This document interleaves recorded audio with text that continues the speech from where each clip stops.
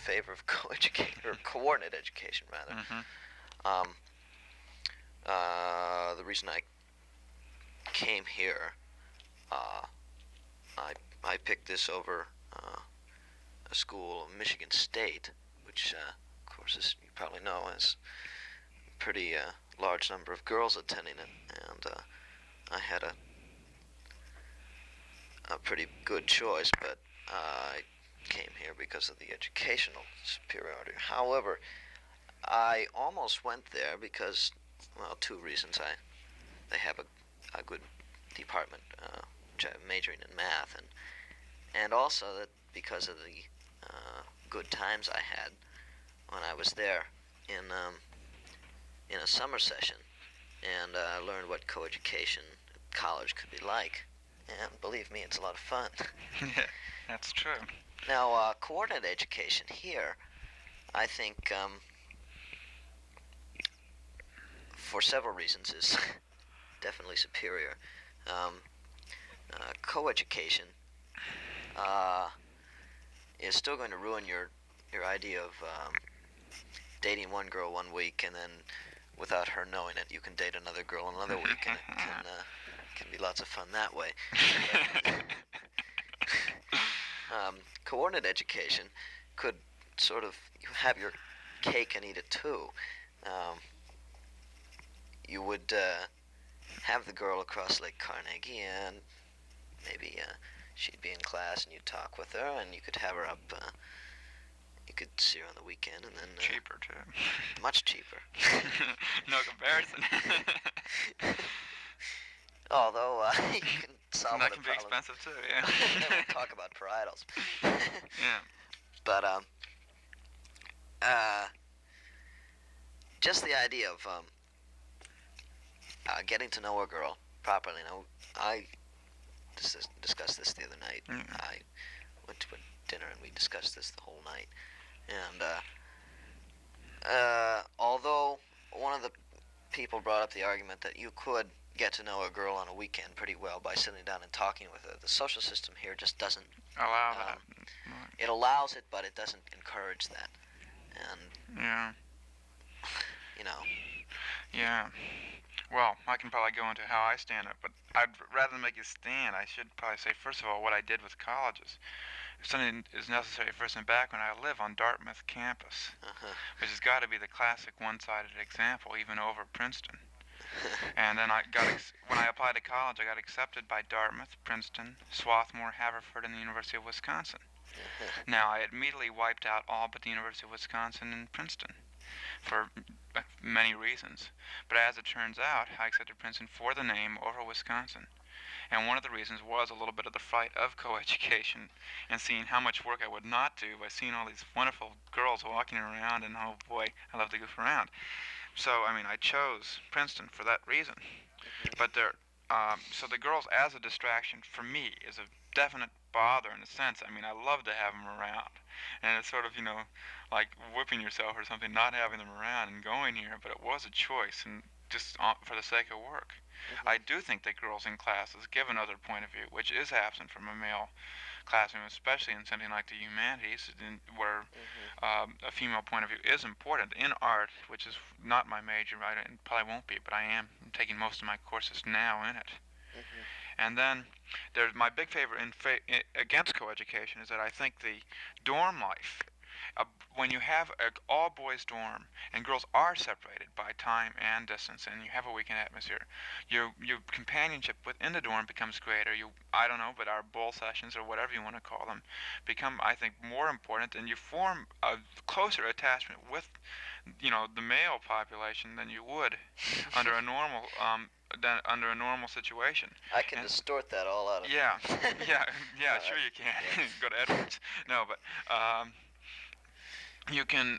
I don't know. I think that these friendships, in a sense, are more valuable than many of the female ones. You're not competing with your friends on a date atmosphere, unless in very special circumstances.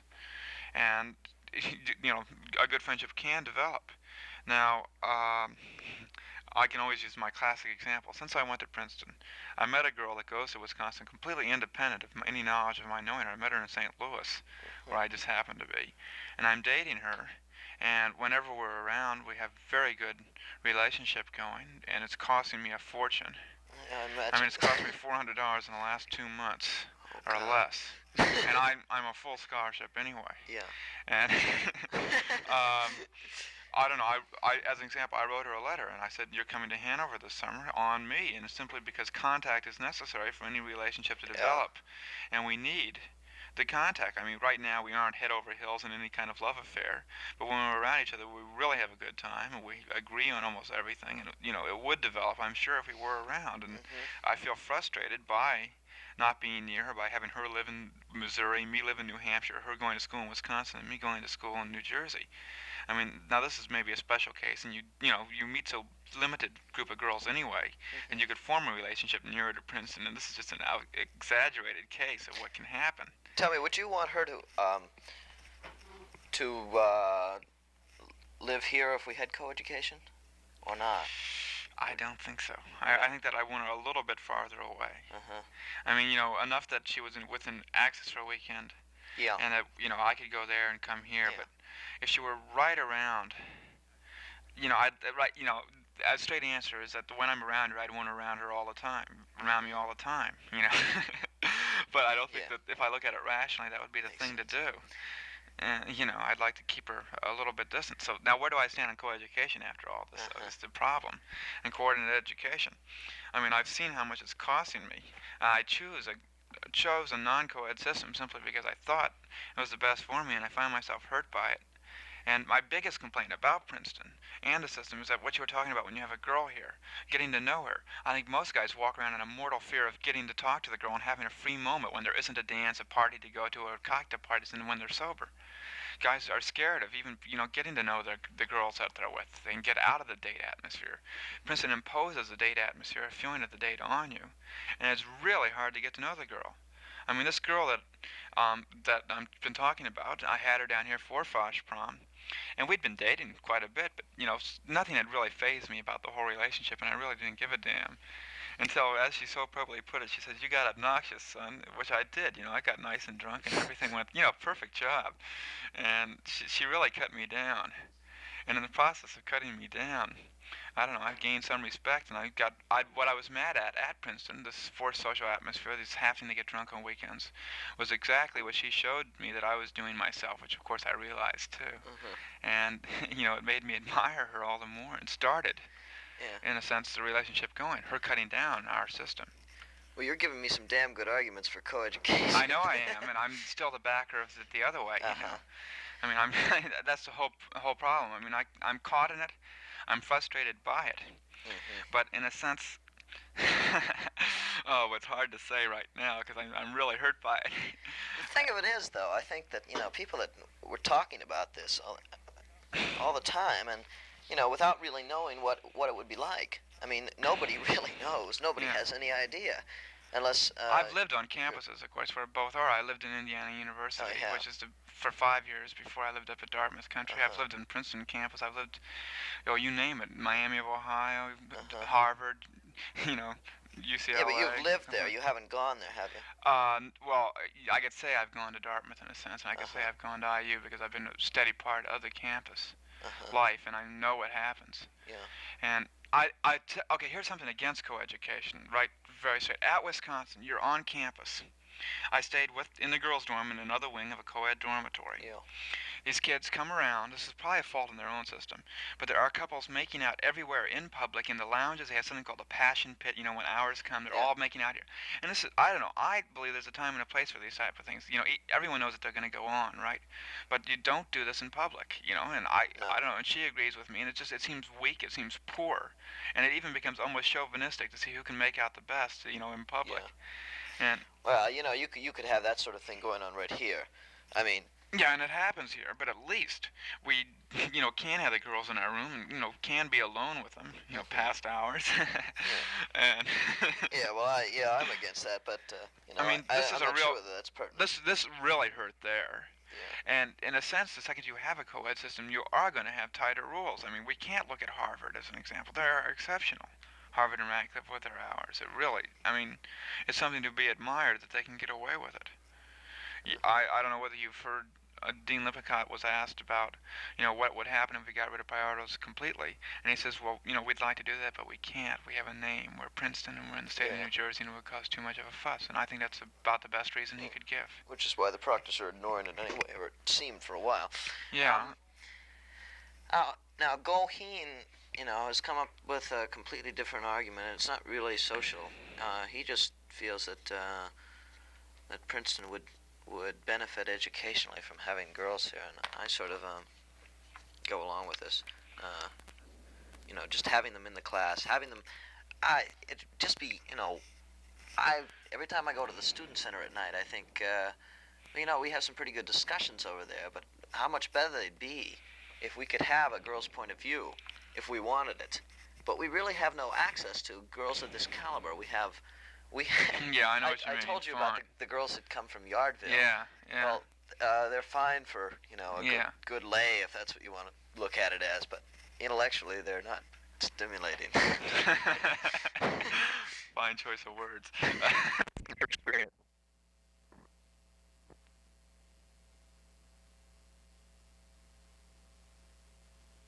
With the precept system, what's your opinion on this?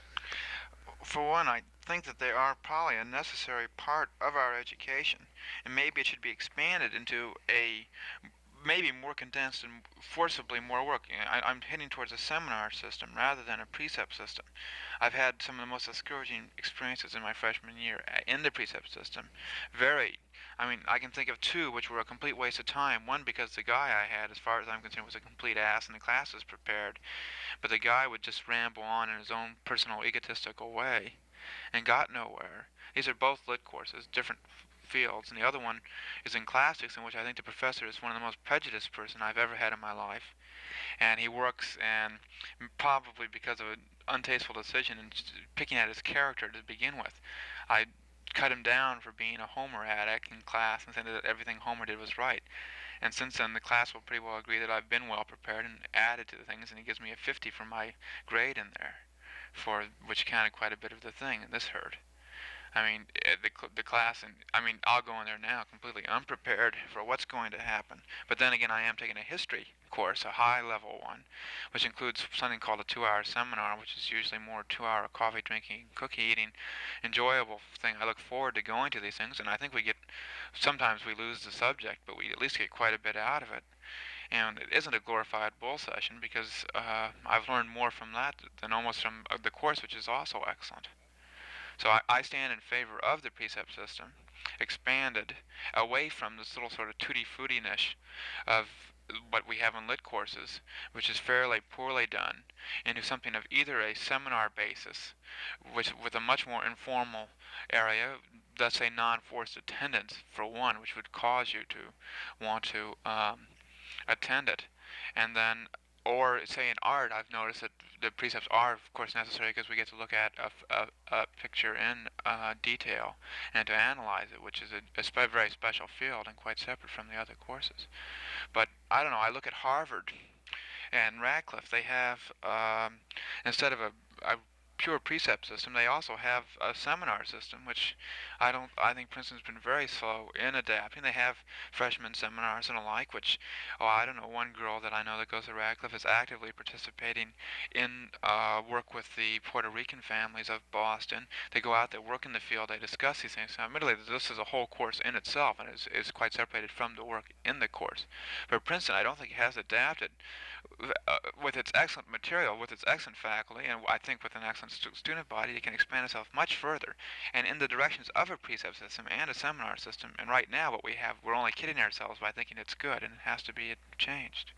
I agree with you that the precept system is not quite living up to what it could be.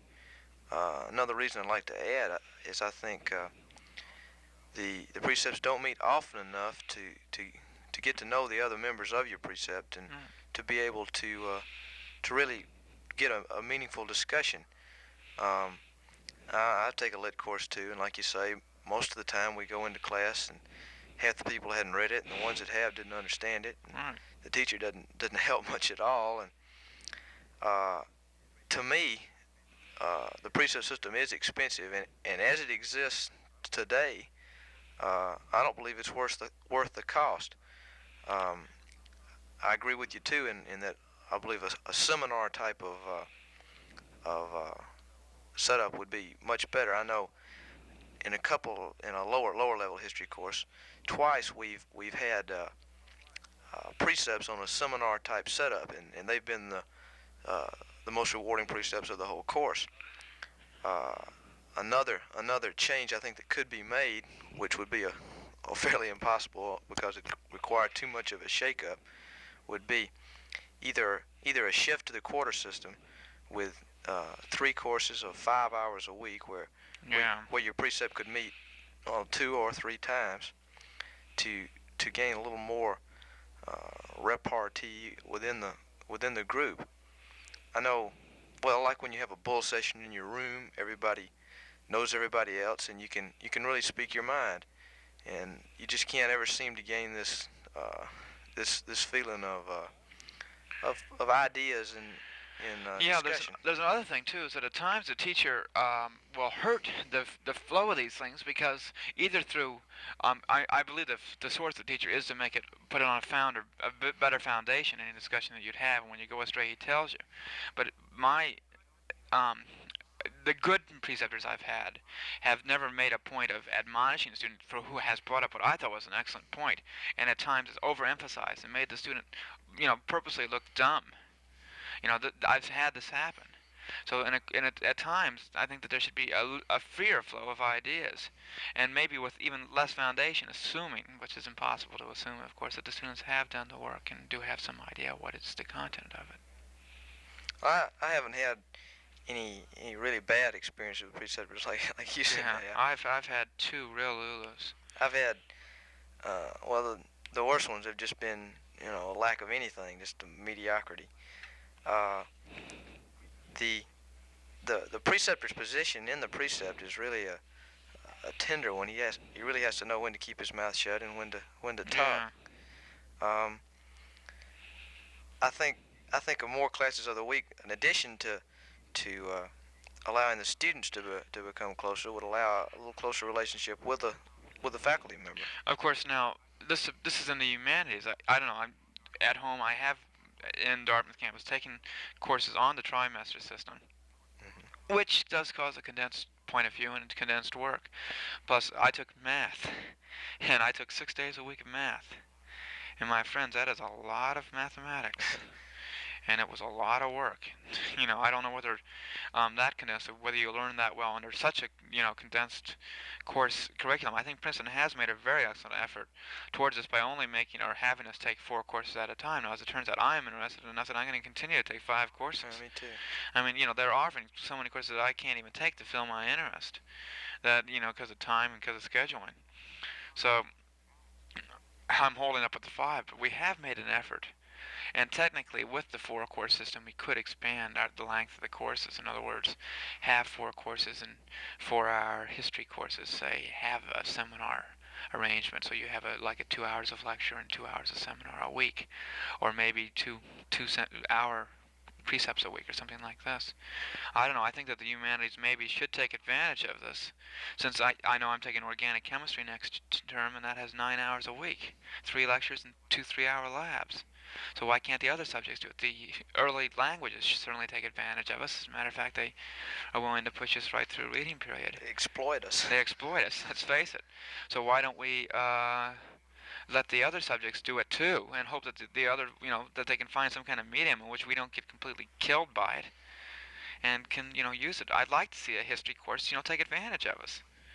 My history course in which I do have this excellent, I think it's an excellent course in all respects, seminar type work.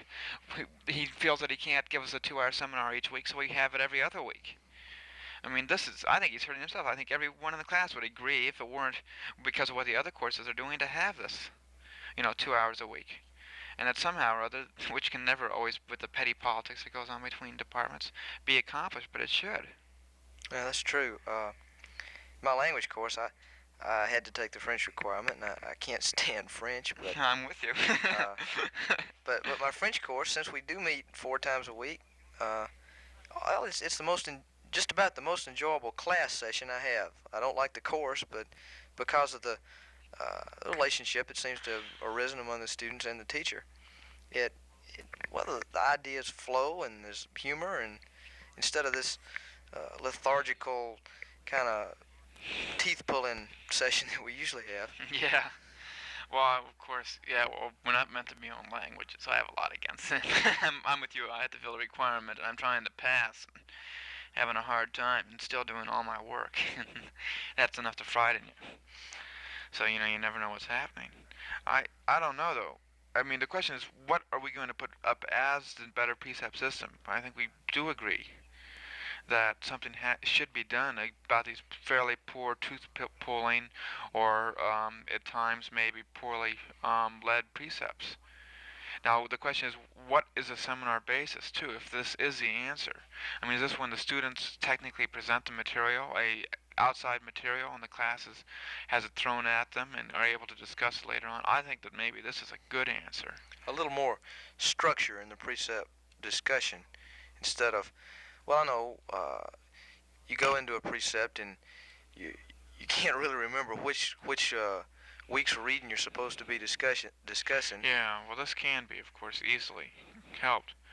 To I don't know, in my lit course, I'm taking 122 now, and it happens to be the one that I have a lot against the precept in, but I think that the professor, who is not my leader, has made a point. He hands out a mimeograph sheet with topics, questions to be thought about and discussed before you go to the class. Well, that's really a good idea. I mean, I think that that's an excellent effort on the part of the teacher to make a meaningful precept as possible. As it turns out, either by character of my own or of the professors, I think the complete class is a dud of either brown-nosing this man or of the few like me who aren't the type that want to brown-nose and be grade-grounding.